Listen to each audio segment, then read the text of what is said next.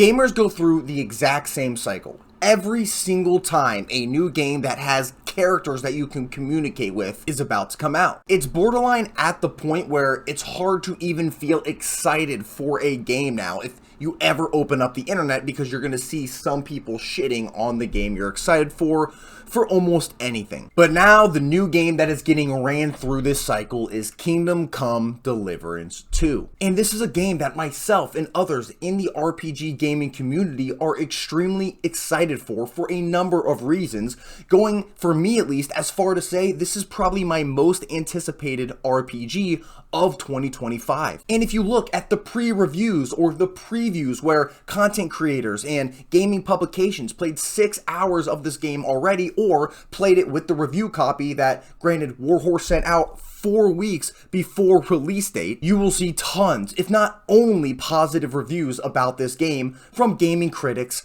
from game publications, from content creators that happen to be strict and happen to be very reputable in the gaming commentary space. But none of this is seemingly being talked about or seemingly matters more than the quote-unquote culture war that they got themselves in over the last week, and that is actually what the developers themselves have called it. And this is unfortunately not the first time Warhorse has been in this situation, although the first time it was completely flipped. So back when this happened with the first Kingdom Come Deliverance release, people were criticizing this game for not having as much diversity as people thought it should have, even though Warhorse was trying to create a historical representation of medieval Bohemia. And in doing this, there's obviously not going to be a ton of diversity there. That just doesn't necessarily make sense for the world they were trying to create. And because of that, a lot of people actually came out and supported them. And it is a big reason for how successful the first game actually was, because of the support throughout this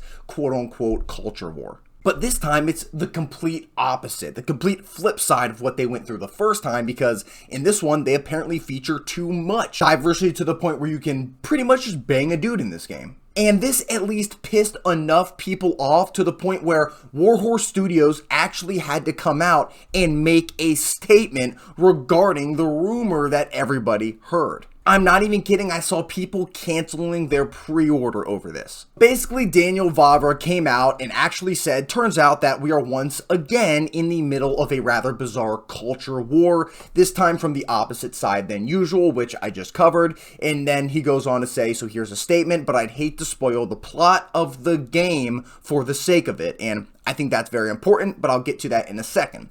So now, opening up to what he actually said, he says, the game is exactly what I wanted it to be. No one has tried to influence me as an artist in any way, and anyone who knows me knows I wouldn't let them anyway. Every character in the game has a very clear reason to be where they are, which you'll understand when you play the game. Our goal was, and still is, to show life in medieval Bohemia as it easily could have happened, and to tell an interesting story.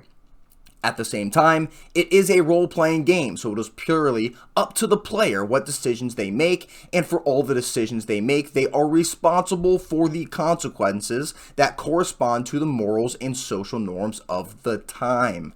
I don't want to spoil the plot, the important events, and the roles of some of the characters for anyone, so you'll have to see for yourself by playing the game, and then I strongly believe you'll agree with me. Now, in my opinion, I think this was a great response from Daniel here. Number one, he says this is in the game for the purpose of the plot. He's not adding this game in as a secondary thing that they just want to throw in to push some sort of agenda that they have internally. On top of that, he goes further on to say, yes, this is a role-playing game, and you are going to have decisions as a character. However, whatever you choose, you are going to have to deal with the consequences that correspond to both the morals and the social norms of the time.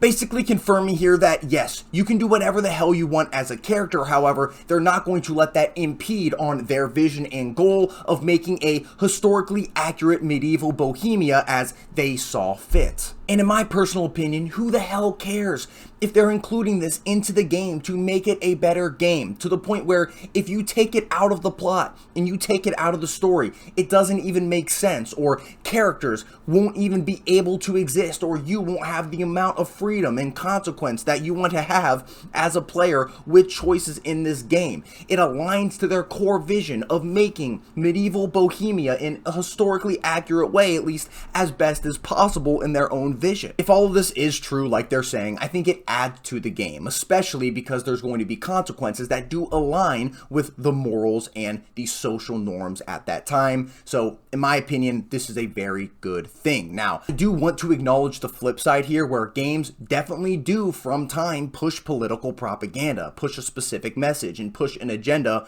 for the sole purpose that corporate is mandating it, or they're going to get a specific amount of funding. And when you're doing this and actively making the game worse and going against your vision originally for the game, or ruining an entire IP's existing lore just to include something in there, and it doesn't make any sense at all, obviously, this, in my opinion, is a net negative for gaming. I just don't think Kingdom Come Deliverance 2 falls within that case at all. Now, they also changed the code of conduct soon after this happened on their Steam forums, and they're definitely doing this just to clean up all of what people are saying on the forums as of right now. People just absolutely spewing the most insane shit across the forums in general and banning these people, so when people are excited for the game or people are looking at what people are discussing and talking about for this game on Steam, they don't get hit with some absolutely insane shit. Just in general, you can see right now that a lot of people are very angry about the developers, saying they completely sold out, people getting angry at them, etc., for all of what I just talked about.